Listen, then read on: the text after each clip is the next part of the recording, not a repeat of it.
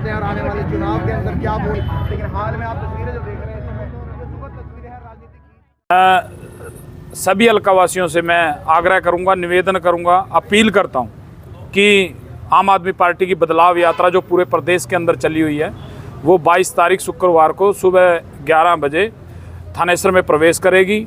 झांसा रोड आम आदमी पार्टी जिला कार्यालय पर बड़े जोश के साथ सभी अलकावासी उसका स्वागत करेंगे। सभी अलकावासियों से एक बार फिर दोबारा अपील है कि आम आदमी पार्टी की इस बदलाव यात्रा में जो भ्रष्टाचारियों के खिलाफ, जो प्रदेश की जनता का शोषण करने वालों के खिलाफ हरियाणा के अंदर एक बदलाव के लिए निकली हुई है, उसके अंदर शामिल हों और इस आम आदमी पार्टी की बदलाव यात्रा का हिस्सा बने। उनकी विजन, उनका मिशन और एक सवाल लेके चली है कि क्या हम आज जो हरियाणा है इसके हालातों से खुश हैं। हम बेरोजगारी में नंबर 1 है, क्राइम्स अगेंस्ट वुमेन में नंबर 2 है, रेप रेट में 2 है, मर्डर रेट में हम नंबर 2 पर हैं। आज हमारे यहाँ अपराध यूपी से 2.5% ज़्यादा है। हमारा किसान बदहाल है, उद्योगपति पलायन पे मजबूर है, व्यापारियों के यहाँ गोलियाँ चल रही हैं और धमकियाँ मिल रही हैं उन्हें। तो क्या हम खुश हैं इस हालात से कि हमें बदलना है? और इसी बात को लेकर, और बदलाव कैसा होगा? अरविंद केजरीवाल जी ने जैसा बदलाव दिल्ली में दिखाया है, जैसा एक समय का उड़ता पंजाब आज रंगला पंजाब बन गया है, उसी बदलाव को हम हरियाणा में भी लेके आए इकट्ठे। ये वो बात नहीं है जिन चुनाव की आप बात कर रहे हैं, इनके अंदर अगर आप देखें तो मेजॉरिटी वोट भाजपा के खिलाफ पड़ा, पर वो खंडित था। इसीलिए ये बात आज चुनाव दर चुनाव, राज्य दर राज्य जनता को भी समझ आ रही है। अगर आप स्टेट्स देखें, मध्य प्रदेश तो कोई अदर आया ही नहीं था। अगर आप स्टेट्स देखें छत्तीसगढ़ जैसे, तो कोई अदर ही नहीं था। एक पोलराइजेशन देखने को मिल रहा है और लोगों को हमें एक हौसला दिलाना है कि आप मायूस मत हो। आज लोगों को इलेक्टोरल प्रोसेस में भरोसा नहीं रहा है। आज गांव में जाओ या शहर में लोग ईवीएम पे सवाल उठाने लगे हैं। आज लोगों को डेमोक्रेसी पे भरोसा नहीं रहा है। आज जो अपने वो सांसद चुन के भेजते हैं, 78 को उठा के सरकार बाहर भेज देती है मुख्य बिल पारित प्रस्तुत होने से पहले। तो लोग जो एक हम कहेंगे होपलेस होते चले जा रहे हैं, उनमें एक उम्मीद जगानी है और लोगों को इकट्ठा करना है। एक जो पोलराइजेशन है, एक pro democracy, pro India polarisation जब हमें आने वाले चुनाव में देखने को मिलेगी, तो आप देखेंगे कि भाजपा जिस भी तरह के कट एंड पेस्ट काम के साथ चलती है, जिस तरह के विभाजन खंडन करके ये चलती है, जिस कैलकुलेशन और आंकड़ों से चुनाव चलती है, बड़ा सवाल तो जुमला है। ये बात तो सबको समझ आ जानी चाहिए। 15 लाख का वादा था, फिर आते ही हो गया जुमला। अच्छे दिन का वादा था, फिर इन्होंने कहा जी थोड़ी कड़वी दवाइयाँ लेनी पड़ेगी कुछ दिन, तभी तो अच्छे दिन आएंगे। अभी राजस्थान के अंदर 450 रुपये के सिलेंडर के ऊपर चुनाव जीता गया है और इनके जो राज्य मंत्री हैं रमेश्वर तेली जी, उन्होंने केंद्र के सदन के अंदर खड़े होकर बोला है कि जी हमारा कोई इरादा नहीं है ऐसा देने का। तो मोदी जी का वादा है पर इरादा नहीं है, एक तो बात सबको समझ लेनी चाहिए।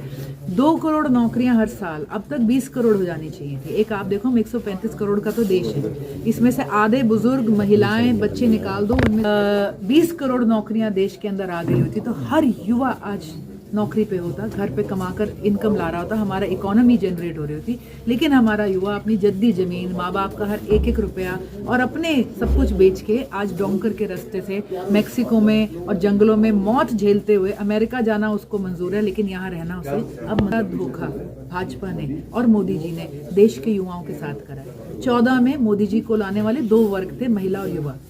और आज मैं उन 14 में वोट करने वाले युवाओं से पूछना चाहती हूँ, तुम में से कितनी की नौकरियां लग गई? कितनों की उम्र ही निकल गई है? पेपर पे पेपर, लीक पे लीक, पैसा ले लिया, बात खत्म। 35 से ऊपर हमारे यहाँ पर पेपर लीक हो चुके हैं। कोई मामला कहीं ना कहीं फंसा रहता है। आज सरकार निकाल रही है C और D क्लास की नौकरियां, A और B की कहाँ है भाई? अगर आज सरकार से पूछा जाए तो ये कौशल रोजगार योजना क्या है, हम कहते हैं तो सरकार ठेकेदार बनी। उन्होंने कहा हमने ठेकेदारी खत्म कर दी, हम कह रहे हैं आपने प्राइवेट ठेकेदारी खत्म कर दी। सबसे बड़ा ठेकेदार आज हरियाणा सरकार है और खुद ऐड निकाल रही है कि 100 स्किल्ड बच्चों को हमने इजराइल भेजना है। बम गोली जहाँ पे हर रोज लोग मर रहे हैं, जहाँ पर खाना नहीं मिल रहा है, जहाँ से इवैक्यूएशन करा जा रहा है, अपना पढ़ा लिखा स्किल्ड सशक्त युवा को वहां झोंक रही है सरकार। सरकार ऐड निकाल रही है कि 50 बाउंसर दुबई भेजने हैं, शर्म की बात है। सरकार ऐड निकाल दी कि 120 नर्स हमने इंग्लैंड भेजनी है। तो ये ना केवल अपने एडपर एजेंट बन गए हैं यहाँ पे, तो कौन कहता है ठेकेदारी चलेगी? आज सरकार ही सबसे बड़ा ठेकेदार आज हरियाणा में प्रूव हो चुकी है। केजरीवाल जी की गारंटी है और proven ties, tested and tried and proven guarantee है। जैसे दिल्ली के स्कूलों में आज आम गरीब का बच्चा पढ़कर IIT में जा रहा है, हरियाणा का भी जाएगा। जैसे वहाँ के बच्चों को मुफ्त 9वीं क्लास से हॉस्टल में खाना, पानी, सब कुछ ट्रेनिंग देकर एनडीए के लिए तैयार कर रहे हैं और पहले बैच में से 75% बच्चे एनडीए में चले गए। ऐसा ही हरियाणा में होगा, जैसे दिल्ली के अंदर सबको इलाज मिल रहा है ऐसे ही हरियाणा में होगा। दिल्ली में, पंजाब में जैसे मुफ्त बिजली मिल रही है ऐसे ही होगा। कच्चे कर्मचारियों को 37,000 को जिस तरह से पक्का करा गया है पंजाब में, ऐसा ही होगा।